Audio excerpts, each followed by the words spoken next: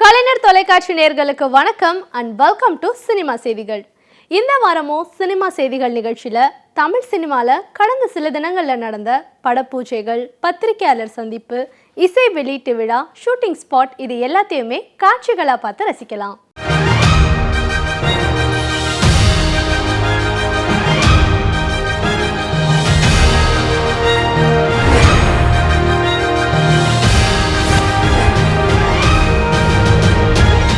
தமிழ் சினிமாவில் ஹீரோக்களின் ஹீரோயிசம் வெகுவாக ரசிக்கப்பட்டாலும் ஹீரோயின்களை மட்டும் மையமாக வைத்து எடுக்கப்படும் திரைப்படங்களும் வெற்றி அடைவதோடு ரசிகர்களின் மனசிலையும் நீண்ட நாள் இடம்பெறும். அப்படிப்பட்ட ஒரு படம் தான் மகளிர் மட்டும். 22 ஆண்டுகளுக்கு பிறகு மீண்டும் மகளிர் மட்டும்ன்ற தலைப்பில் ஜோதிகா ஹீரோயினா நடிக்க இந்த படத்தை இயக்குறாரு.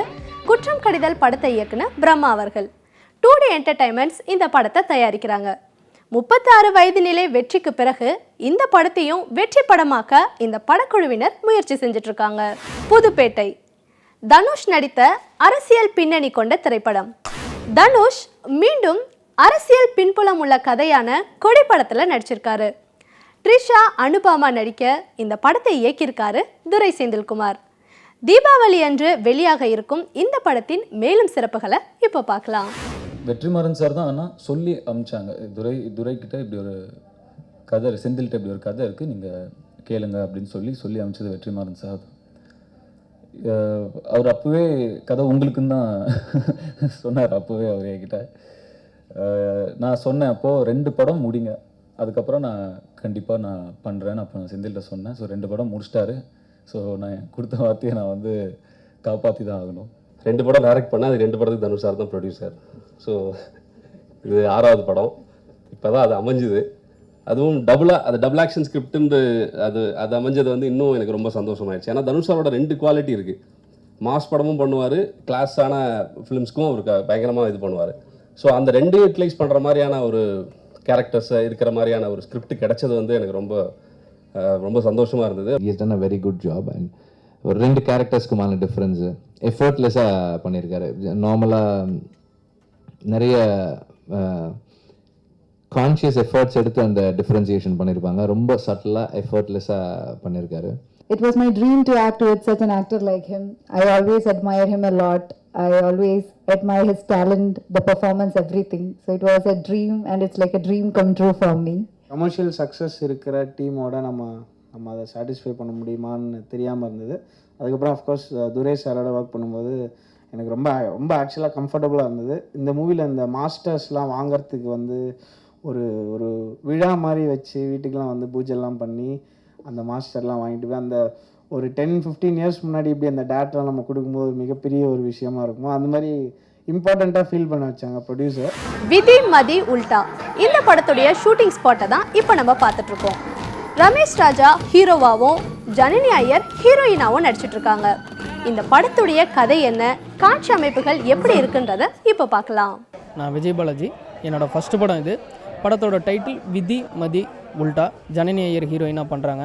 டேனியல் பாலாஜி அண்ணன், கருணாகரன், சென்ட்ராயன் இவங்கெல்லாம் பண்ணுறாங்க. இந்த படம் வந்து காமெடி, ஃபேண்டசி, த்ரில்லர் படம் நல்லா வந்திருக்கு. என் பேர் ரமேஷ் ராஜா. டார்லிங் 2 படம் என்னோடய முதல் படம். இப்போ 2வது படம் ஷூட்டிங் ஸ்பாட்டில் தான் இருக்கும். விதி மதி உல்டா. இந்த படம் வந்து ஒரு காமெடி த்ரில்லர். இதில் என் கூட ஹீரோயினாக ஜனனி ஐயர் நடிச்சிருக்காங்க. டேனியல் பாலாஜி வில்லனாக நடிச்சிருக்காரு. சென்ட்ராயன் காமெடி பண்ணியிருக்காரு. கருணாகரன் காமெடி ரோலில் நடிச்சிருக்காரு. இது மாதிரி பல பேர் நடிச்சிருக்காங்க. இன்றைக்கி வந்து விதி மதி உல்டாவோட ஒரு ப்ரொமோ சாங் நாங்கள் ஷூட் பண்ணிகிட்ருக்கோம். இந்த படம் பார்த்திங்கன்னா ஒரு complete comedy, full and full comedy and dark humour base பண்ணி. இப்போ ஒரு ஃபைனல் டெஸ்டினேஷனே வந்து ஃபன்னியாக சொன்னால் எப்படி இருக்கும், ஸோ அந்த மாதிரி ஒரு ஜானர் தான் இது. இந்த படம் வந்து கதை கேட்கும்போதே ஒரு டைட்டிலில் உள்ள விதி மதி வந்து உண்மையிலே ஸ்க்ரீன் பிளேலேயே நடக்கும். ஸோ ஒரு டிஃப்ரெண்ட்டான பிளே. இந்த படத்தில் நான் ஒரு காமெடி வில்லன் ரோல் பண்ணியிருக்கேன். கண்டிப்பாக உங்க எல்லாருக்கும் ரொம்ப பிடிக்கும்னு நம்புகிறேன். இந்த படத்தில் வந்து என்னுடைய கேரக்டர் பேர் வந்து ரமேஷ். ஒரு மூடர் கூடத்தில் எப்படி என்னை எல்லாருக்கும் பிடிச்சதோ அதே மாதிரி இந்த படத்தில் வந்து உங்களுக்கு ரொம்ப பிடிக்கும். அந்த மாதிரி ரோல் கொடுத்துருக்காரு டைரக்டர் சார். மிஷ்கின் விஷாலை ஹீரோவா வைத்து துப்பறிவாளன்ற படத்தை இயக்கிட்டு இருக்காரு. இந்த படத்தில் முக்கியமான நெகட்டிவ் கேரக்டரில் கமலஹாசனின் 2வது மகள் அக்ஷரா நடிச்சிட்டு இருக்காங்க. தலை 57 படத்துலையும் இவங்க நடிச்சிட்டு இருக்காங்க. மாவீரன் கிட்டு இயக்குனர் சுசீந்திரன் 1980 நடந்த உண்மை சம்பவத்தை கற்பனை கலந்த திரைப்படமாக உருவாக்கியிருக்காரு. விஷ்ணு ஹீரோவாக நடிக்க இந்த படத்தில் வசனங்களையும் பாடல்களையும் எழுதியிருக்காரு யுகபாரதி. இந்த படத்துடைய இசை வெளியீட்டு விழாவை இப்போ பார்க்கலாம். இது என்னுடைய 4வது படம். தயாரிப்பாளராக வெண்ணிலா கபடிகளு ஆனந்த் சக்கரவர்த்தி புது தயாரிப்பாளராக, நானும் புது டைரக்டராக அறிமுகமானோம். அதுக்கப்புறம் என்னுடைய இயக்கத்தில் அழகர் சாமி குதிரை எஸ்கேப் ஆர்டிஸ்ட் மதன் அவர் வந்து தயாரிப்பாளரானார். அதுக்கப்புறம் விஷால் சார் ஃபர்ஸ்ட் டைம் தயாரிப்பாளரானார் பாண்டி நாடு மூலமாக. இப்போ சந்திரசாமி சார் 4th டைம் எனக்கு தெரிஞ்சு ஒரு தயாரிப்பாளராக ஆகிறாரு. கண்டிப்பாக இவருக்கு மிகப்பெரிய சினிமாவில் ஒரு எதிர்காலம் இருக்குது நம்புகிறேன். விஷ்ணு பார்க்கும்போது எனக்கு 80s இலங்கையில் நம் தமிழர்களுக்காக உண்ணாவிரதம் இருந்து 11 நாள் தண்ணி கூட குடிக்காமல் இருந்து இறந்து போன திலீபன் போராளி திலீபன் அவர்கள் ஞாபகம் தான் வருது. உலகமெங்கும் சிதறி கிடக்கும் தமிழன் ஒவ்வொருவனும் இந்த மாவீரன் கிட்டுவை கையில் ஏந்தி சுமப்பான். தவிர்க்க முடியாத வெற்றி அப்படின்னு இருக்குல்ல, அதாவது என்னன்னா நம்முடைய வெற்றி என்பது எதிரிகள் கூட வந்து நம்முடைய வெற்றியை அக்செப்ட் பண்ணிக்கிட்டோம் அப்படின்றது தான் வந்து புரட்சியாளர் அம்பேத்கர் வந்து எல்லா இடத்துலையும் சொல்லிட்டு இருப்பாரு. அந்த மாதிரியான, ஏன்னா வந்து சோத்துக்கு இல்லாதவன் தான் சோசியலிசம் பேசுவான்னு இருக்குல்ல, யாருக்கு வலிக்குதோ அவன் தான் பேசுவான். உங்களுக்கு வலிச்சிருக்கு, நீங்க பேசியிருக்கிறீங்க. சில படங்கள் பீச்சுக்கு போற மாதிரி, சில படங்கள் வந்து பார்க்குக்கு போற மாதிரி ரொம்ப பொழுதுபோக்கு அம்சங்கள் நிறைந்த படங்களா இருக்கும். ஆனா சில படங்கள் மட்டும்தான் படம் பார்த்துட்டு வந்ததுக்கு அப்புறமேல கூட அந்த படங்கள் வந்து நம்ம மனசோட ஒட்டிக்கும். அப்படி மனசோட ஒட்டிக்கக்கூடிய ஒரு நல்ல சிறந்த பதிவு தான் இந்த மாவீரன் கிட்டு. சுசீந்திரன் சாருக்கு ரொம்ப நன்றி சொல்லணும். 3வது வாட்டி என் லைஃப்ல ஒரு சூப்பரான ஒரு படம் கொடுத்துருக்காரு. Entire team very very lucky. Cinema ஒரு கனவு மாதிரி இருந்தது. ஒவ்வொரு வாட்டியும் என் படம் பார்க்கும்போது ஸ்க்ரீனில் நானாது அப்படின்னு என்னமோ பிரமிச்சிட்டு இருக்கேன்.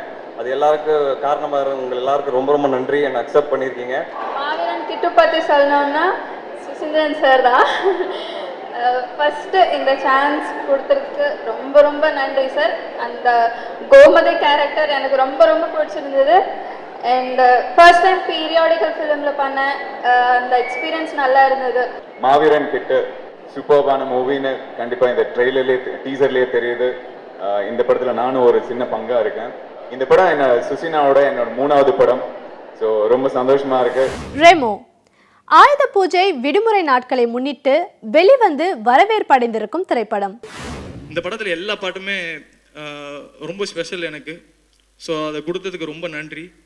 அண்ட் பிஜிஎம் நாங்கள் நினச்சி ஒரு சீன் எடுக்கிறோன்னா அதை இன்னும் ஒரு லெவலுக்கு கொண்டு போகிறது அவர் தான்.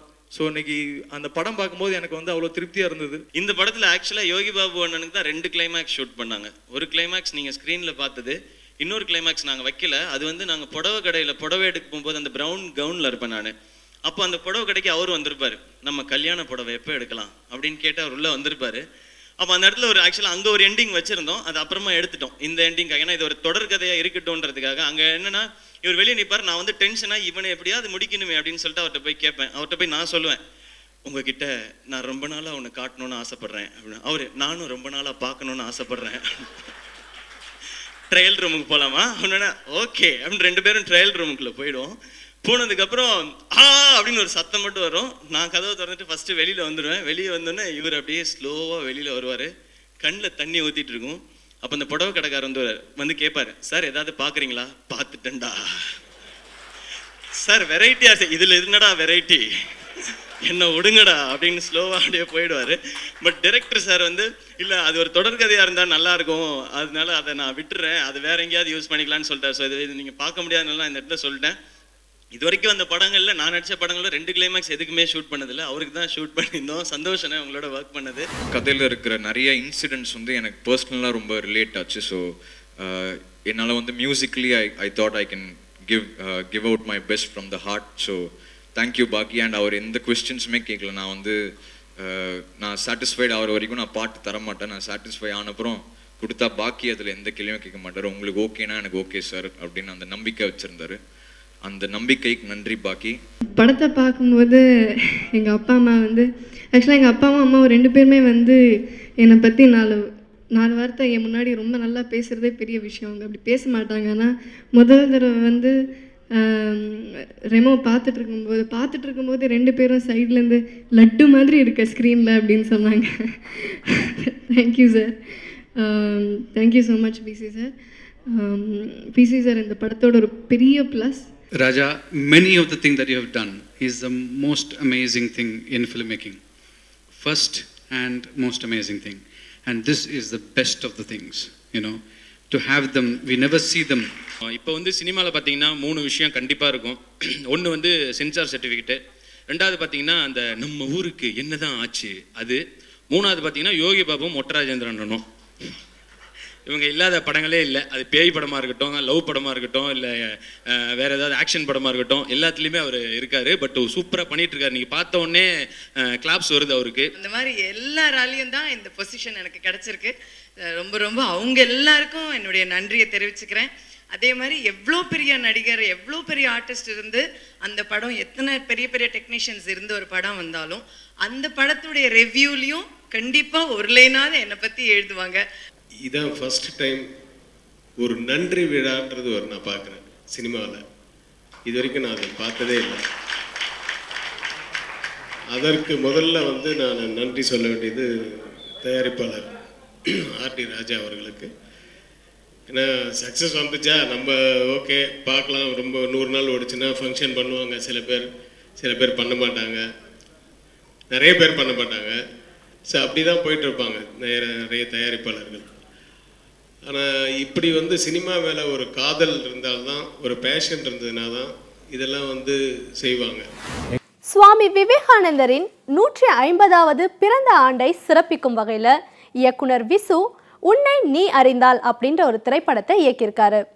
மத்திய அமைச்சர் பொன் ராதாகிருஷ்ணன் அவர்கள் உட்பட பல திரைப்பட பிரபலங்கள் இந்த படத்தின் முக்கியத்துவத்தை பற்றி பேசினாங்க. சினிமா துறையில் இங்கே பல அனுபவம் பெற்றவர்கள் வந்திருக்கின்றீர்கள். உங்களுக்கெல்லாம் தயாரிப்பு துறை, இயக்குதல் போன்ற பல வகைகளில், நடிப்புத்துறை, இதிலெல்லாம் அனுபவம் இருக்க முடியும்.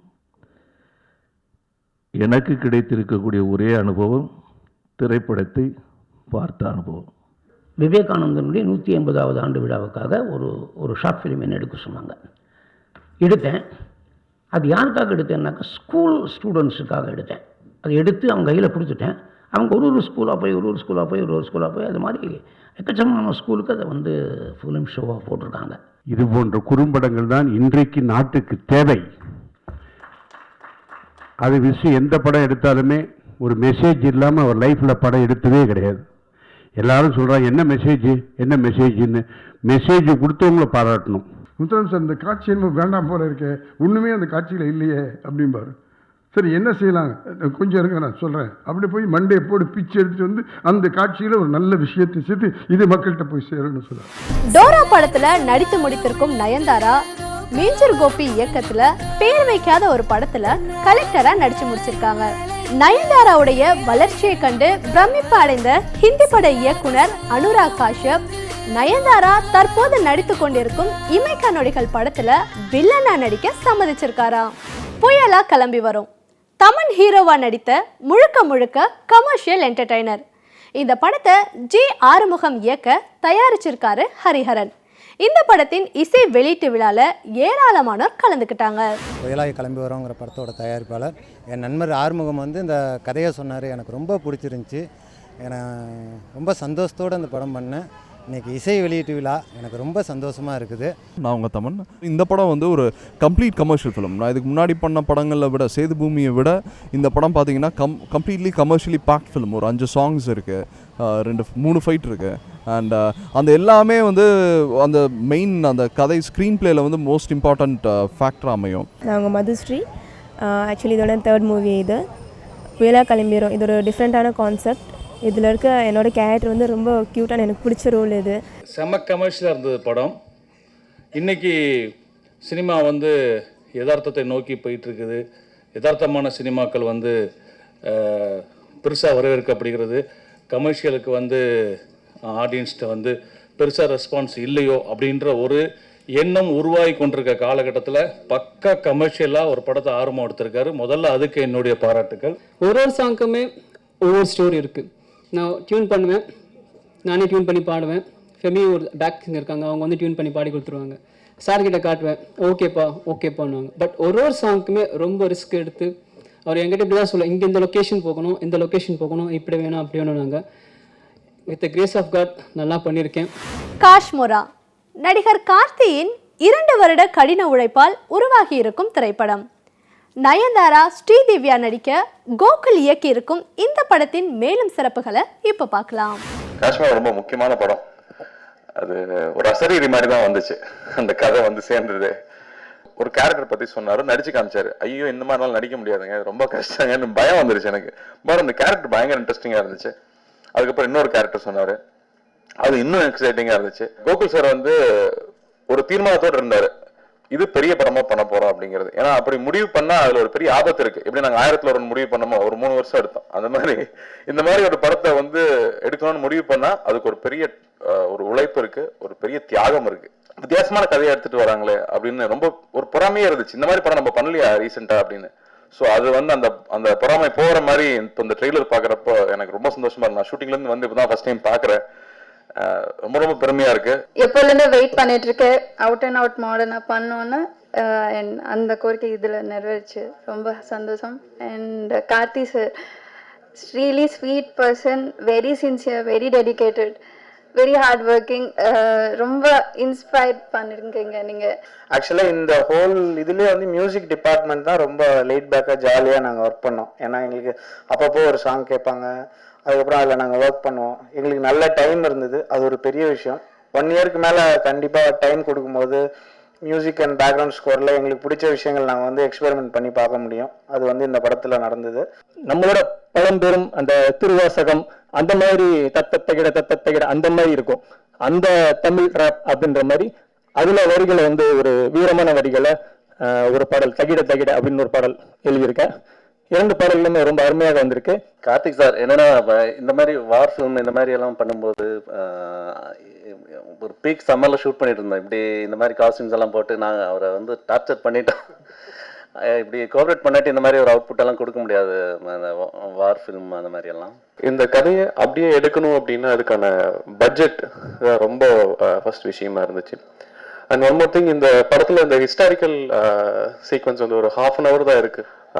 இந்த அவுட்புட் பார்க்குறப்போ அதுல ஓரளவு ஜெயிச்சிட்டோம் அப்படிங்கிற ஒரு திருப்தி இருக்கு, எங்களுக்கான சுய திருப்தி இருக்கு.